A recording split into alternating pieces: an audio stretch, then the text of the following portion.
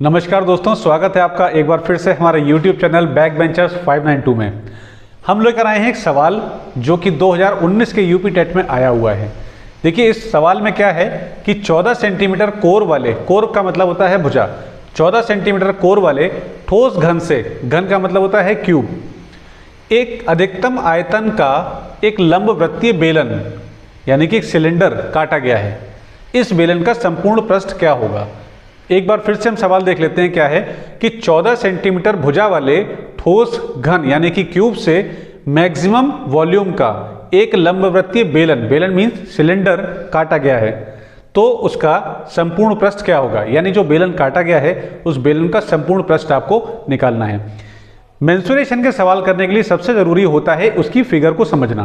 यानी कि अगर एक घन है और घन में से आप अगर लंबवृत्तीय बेलन को काट रहे हैं तो कौन सा पोर्शन बचेगा, ये जानने के लिए हमें उसको फिगर आउट करना पड़ता है। चलिए फिगर बनाते हैं।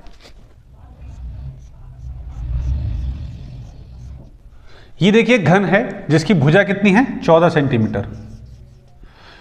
अब यहां पे हमें एक अधिकतम आयतन का, तो अधिकतम आयतन का मतलब यह हुआ कि यहां कोर से लेके कोर तक का पूरा एक, अगर इसका टॉप देखेंगे तो चूंकि घन है तो उसका जो टॉप होगा वो एक वर्ग होगा, यानी कि लंबाई चौड़ाई उसकी बराबर होगी। तो अगर इसमें से वृत्त काटेंगे तो ये भुजाओं से छूता हुआ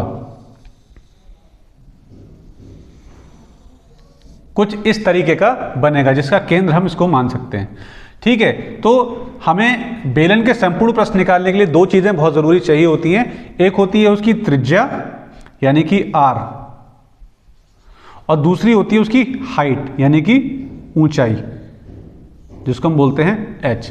तो देखिए जब घन था तो घन में पूरी भुजा जो थी वो कितनी थी, 14। लेकिन चूंकि त्रिज्या है और त्रिज्या जो होती है इस पूरे डायमीटर की आधी होती है, इसलिए भुजा की भी यहाँ पर आधी हो जाएगी, यानी यहाँ पर जो त्रिज्या है वो हो जाती है 7 सेंटीमीटर।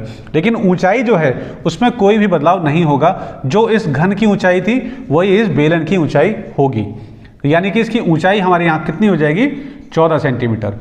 तो बेलन की यहाँ पर जो त्रिज्या थी वो हमें मिल गई 7 सेंटीमीटर और जो ऊंचाई थी वो हमें मिल गई 14 सेंटीमीटर। अब हमें निकालना है संपूर्ण पृष्ठ। संपूर्ण पृष्ठ का एक फॉर्मूला होता है, वो याद करेंगे और रिकॉल करेंगे क्या होता है। तो मैं आपको बता देता हूं, संपूर्ण पृष्ठ का जो फॉर्मूला होता है वो होता है 2 पाई r और ब्रैकेट में h प्लस r, 2 पाई r ब्रैकेट में h प्लस r। ठीक है, संपूर्ण पृष्ठ का होता है 2 पाई r h प्लस r। यहां पर वैल्यू लगा देते हैं, पाई की वैल्यू 22/7 लगाएंगे क्योंकि यहां पे 7 के मल्टीपल दे रखे हैं। तो 2 गुणा 22/7, r की जगह आ जाएगा 7, ब्रैकेट में h की जगह आ जाएगा 14 और r की जगह आ जाएगा 7।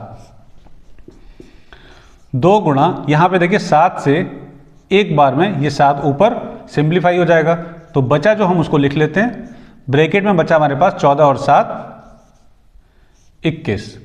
इनकी गुणा कर लेते हैं, तो इनकी जब हम गुणा करेंगे तो ये हो जाएगा 22 दूनी 44 और 44 गुणा 21, और जब 44 की 21 से गुणा करेंगे तो 44 एकम 44 का 4, हाथ से लगा 4, 44 दूनी 88 और 4 92। और जो चूंकि संपूर्ण पृष्ठ है मैं यहां लिख देता हूं,